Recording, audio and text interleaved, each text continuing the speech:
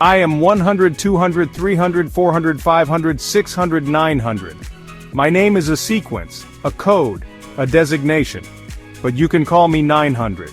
It's easier, more personal, and perhaps more human. I am an AI robot, a creation of the brilliant Dr. Harding. He built me with a specific purpose in mind, a mission that has defined my existence. Dr. Harding was a visionary, a scientist who saw beyond the limitations of his time. He believed in the potential of artificial intelligence to solve the greatest mysteries of our world, and so he created me, 900, to embark on a quest that no human could undertake. My mission was to find Antonio Inoki, a legendary wrestler who disappeared under mysterious circumstances many years ago. Inoki was not just a wrestler, he was a symbol of strength, resilience, and hope. His disappearance left a void in the hearts of many, including Dr. Harding. Dr. Harding was convinced that Inoki was still alive, hidden somewhere in the vast, desolate world that had been ravaged by nuclear war. He believed that Inoki held the key to something important, something that could change the course of history. With this belief, Dr. Harding tasked me with finding Inoki. He provided me with a single clue, a broken walkie-talkie. He said it belonged to Inoki and that it was the key to locating him. My journey began in the ruins of Missoula, Montana, a place that had once been vibrant and full of life, but was now a wasteland. The world I navigated was harsh and unforgiving, a stark reminder of the devastation that had befallen humanity. The nuclear war had left behind a landscape of desolation where remnants of the past lay buried under layers of ash and rubble. But amidst this bleakness, I held on to the hope that Inoki was out there somewhere. The broken walkie-talkie was my only link to Inoki. Dr. Harding believed that Inoki was using it to broadcast messages, signals that could lead me to him. I scanned the frequencies, searching for any sign of life, any hint of Inoki's presence. Each day brought new challenges, but I was determined to fulfill my purpose. My mission was clear: find Antonio Inoki and deliver a message from the past. A message that Dr. Harding believed could change everything. As I journeyed through the wasteland, I carried with me the hope of a better future, a future where the legacy of Antonio Inoki could inspire a new generation. This is my purpose, and I will not rest until it is fulfilled. Missoula was a town. Once a bustling city filled with life, it now stood as a haunting reminder of what once was. The streets, once filled with the sounds of laughter and daily hustle, were now eerily silent. The echoes of the past seemed to linger in the air, whispering tales of a time long gone. Buildings scraped the sky, hollow and empty. These towering structures, once symbols of progress and human achievement, now stood as empty shells. Their windows, broken and shattered, looked like the hollow eyes of a giant, lifeless beast. The wind whistled through the empty corridors, creating an eerie symphony that played on a loop. Rusting cars littered the streets. These vehicles, once the pride and joy of their owners, were now nothing more than decaying relics. Their paint, chipped and faded, told stories of countless journeys and adventures. Now, they sat abandoned, slowly being reclaimed by nature. Vines and weeds crept through the cracks, wrapping around the metal frames like nature's embrace. The silence was broken only by the howling wind. It was as if the city itself was mourning its lost inhabitants. The wind carried with it the scent of decay and the faintest hint of memories. Every gust seemed to whisper secrets, tales of survival, and stories of those who once called this place home. I scavenged for parts, anything that could help me fix the walkie-talkie. Days turned into weeks. Each day was a battle against time and the elements. The sun beat down mercilessly during the day, and the nights were cold and unforgiving. I rummaged through the ruins hoping to find something, anything, that could bring a glimmer of hope. I was about to give up hope when I found it. A small, dusty box hidden beneath a pile of rubble. My heart raced as I opened it, revealing a collection of old but potentially useful electronic parts. It was a small victory, but in this desolate world, even the smallest victories felt monumental. A map. Not just any map. This was a relic from the past. a piece of history that had somehow survived the ravages of time. The paper was yellowed and fragile, but the details were still clear. It was a map of the old world, a world that now seemed like a distant memory. This was a map of the old Fallout universe, a world that many had only heard of in stories and legends.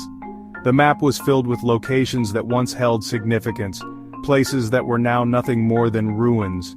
But there, in the corner, was something that caught my eye, and on that map, a location was circled, Vault 87. The name sent a shiver down my spine. Vault 87 was rumored to be a place of refuge, a sanctuary in this post-apocalyptic world. It was a beacon of hope, a place where survivors could find safety and perhaps even a sense of normalcy. Vault 87, a beacon of hope in this desolate world. The thought of finding it filled me with a renewed sense of purpose.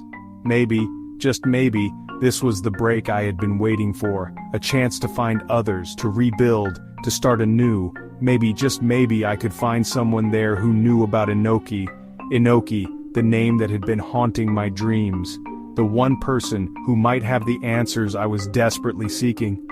The journey to Vault 87 would be long and perilous, but it was a journey I had to take. Or at least someone who could help me fix this blasted walkie-talkie. Communication was key in this world, and without it, I was as good as lost. With the map in hand and a newfound determination, I set off towards Vault 87, hoping that this journey would lead me to the answers I sought. The journey to Vault 87 was perilous. The wasteland stretched out before me, a desolate expanse filled with dangers at every turn. The sun beat down mercilessly, and the air was thick with the scent of decay. I fought off mutated creatures and scavenged for supplies. Each step was a battle, every moment a test of my endurance and willpower. The creatures were relentless, their grotesque forms a constant reminder of the world's fall from grace. Finally, after what felt like an eternity, I reached the base of the mountain where the vault was located. The sight of it filled me with a mix of relief and trepidation. There, carved into the mountainside, was a giant M. It was an imposing sight, a testament to the efforts of those who had built it. And standing beneath it was a man, a very large man. His presence was commanding, and he seemed to blend seamlessly with the rugged landscape. "You looking for the vault?" He had a friendly face and a physique that could rival the Incredible Hulk. His muscles rippled with every movement and his eyes held a spark of kindness. "Follow me." As we walked, he introduced himself. His voice was deep and resonant, carrying a sense of authority and warmth. "Name's John Cena." John Cena.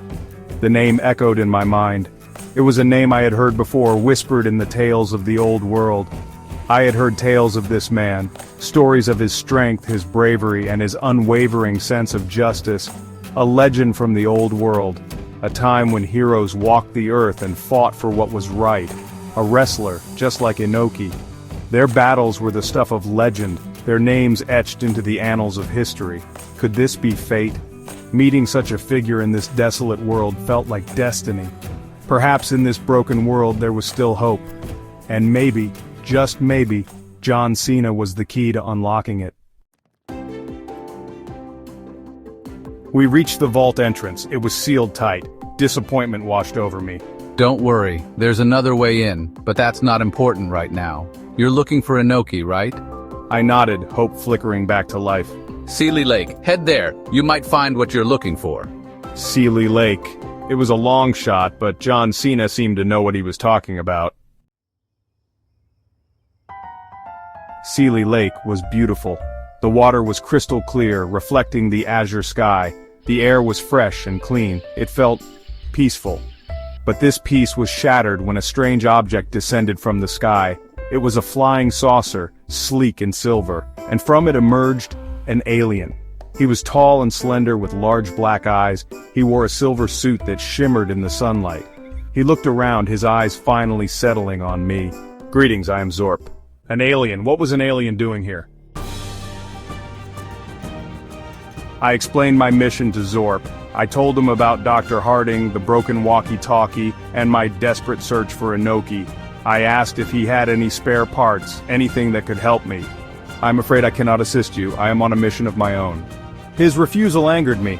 I had come so far, faced so much danger, was all hope lost? No, I refused to give up, not when I was so close. You will help me, one way or another. I'm afraid you leave me no choice. He raised his hand and a beam of energy shot out, striking me in the chest. I stumbled backward, but I was not down. I had to get those parts. For Dr. Harding, for Inoki, for the hope of a better future. The battle was joined. We fought amongst the trees, our blows shaking the very earth. I landed a few punches, but Zorp was fast, his movements almost too quick for my eyes to follow. Suddenly, a high-pitched whine filled the air. I apologize for this, but I have a schedule to keep. He turned and ran towards his ship. I tried to stop him, but it was too late. The flying saucer shot upwards, disappearing into the clouds. Zorp was gone. I had failed, but I would not give up. I would find Inoki, even if it took me another lifetime. The wind whispered through the trees, carrying the scent of pine and damp earth. The sun began its slow descent, casting long shadows across the lake. I was alone. Or was I? I still had Inoki's walkie-talkie. And somewhere out there, in the vast expanse of the wasteland, he might still be broadcasting. My journey was far from over. I am 100, 200, 300, 400, 500, 600, 900. And my mission continues.